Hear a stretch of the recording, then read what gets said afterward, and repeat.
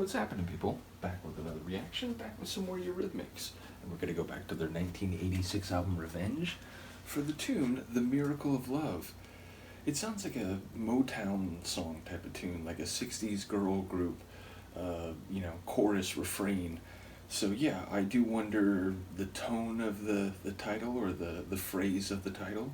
I do wonder whether we're talking a miracle in the sense that people are so complicated and idiosyncratic that perhaps finding true love is a miracle and maybe not everyone gets to experience it.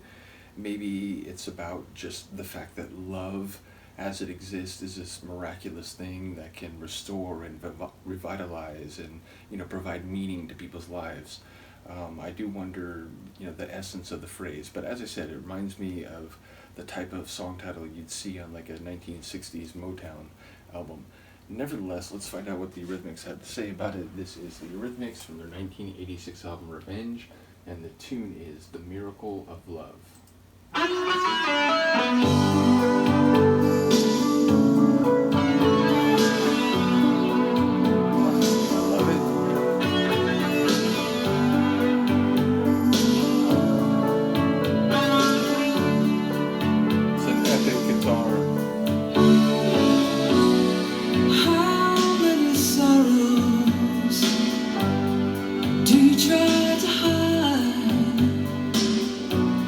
In a world of illusion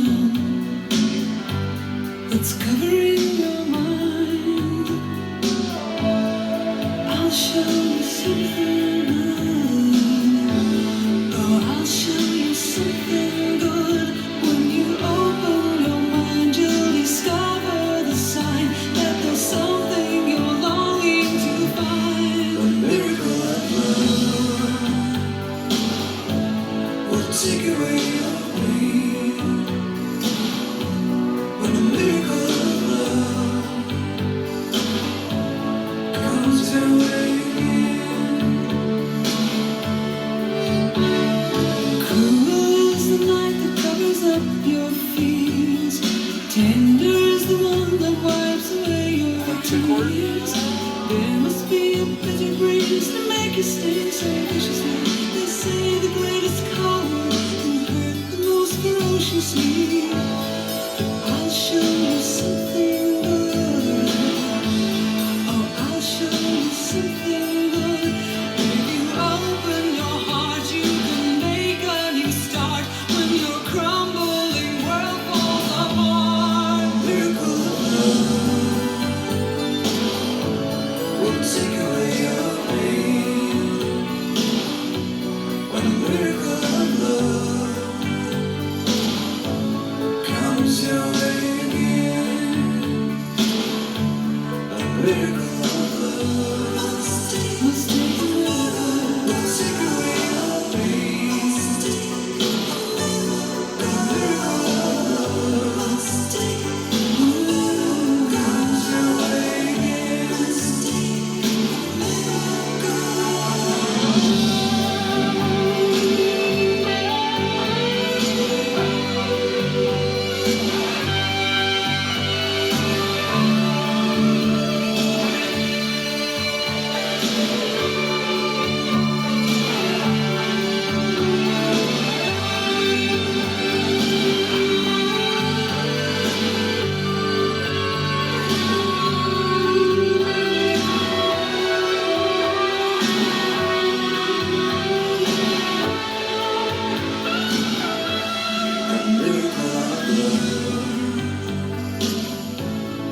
Take away your pain in this heartless world. A miracle of love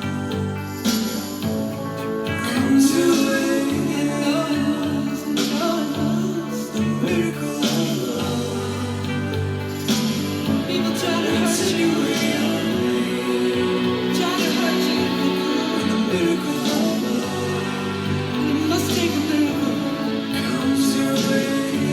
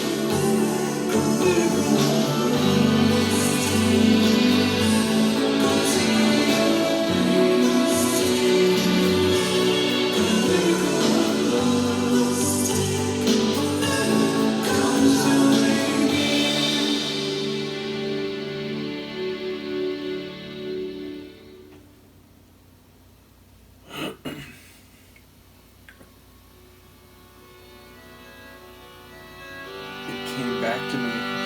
Someone mentioned this.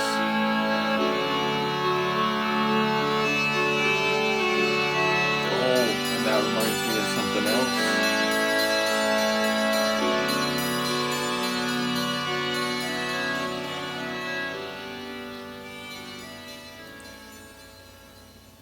A funny thing, the memory that comes back in the moment, but as it turns out, a serendipitous thing that allowed me to compose myself a little bit more. What a beautiful tune. They're geniuses. It's like, it's both of them. It's the composition of this tune, having both of their vocals on the track and Annie's vocals, doing all the different things she does. What an incredible tune. It was like this epic synth rock orchestral piece of sublime beauty. I mean, honestly, and just as one example of what I thought was interesting about the composition, like there was this keyboard backing that first sounded sort of piano-like, proper keyboard, and the second time around it sounded like harpsichord. The third time around it sounded like electric synth keyboard. Like, it really just evolved over the course of the track, the sweeping sounds, and ultimately the way the message hit in light of the sonics. Just the idea that when love finds you again, it can heal, it can change things, it can make this world not feel quite so brutal, and it can pull you out of the darkness. It's just incredible. Like, I think that might have been the most moving tune I've heard from them, and one of the most sonically sublime. Incredible track. Curious to hear if people agree. Yeah, I don't even know what to say, but I am thankful for that extra little bit, because it allowed me to speak. I was gonna say, I literally just need a second, but that in turn, that extra ending or false ending reminds me to look at the album cover. So let me just go to Discogs really quickly, because this is something that I've meant to do for the last couple reactions from this album. Okay, so Revenge, 1986. Okay, it almost looks like two things. One, it looks like the, American Gothic or whatever painting, because they're just, sort of staring side by side, straight ahead, somewhat emotionless. Secondarily, it looks like they're almost in a police lineup, but I have to say her eyes are intensely blue. So yeah, and it's, the contrast of her, because she's, very pale, her lips being red and her eyes being blue. It is a very intense stare. So yeah, in the moment, I forget if there was some other aspect of that that I'm supposed to be keying in on. If there is, I do apologize, but remind me, we still have the latter third of the album to go through, and I'm curious, in fact we basically have the second half of the album to go through, but yeah, it is a cool album cover. I'm wondering whether that is on is his little jacket logo, is that on because what I'm looking at in Discogs, it might be a sticker on the cover of the album, but it looks like he has a sort of corporate logo on his jacket lapel. In any case, shout out to both Dave and Annie. As I said, geniuses. The combination of their music sensibility brought us a very special duo. So once again, shout out to both of them. Shout out to Eurythmics. Shout out to the people who've been here. This is a deep dive that goes back farther than some others, but at the same time, I feel like there's still so much to go. And I know Philip has provided in the folder Annie's solo material. I did go through a number of tourist tunes, but there's still, I think, more than half of that compilation to go through. So lots of little side quests remaining, but I'm enjoying the main Eurythmics journey. Well, since my brain and mouth clearly don't work anymore, I'll end the video now. But do tell me what you think of this one. I will see you next time. Peace.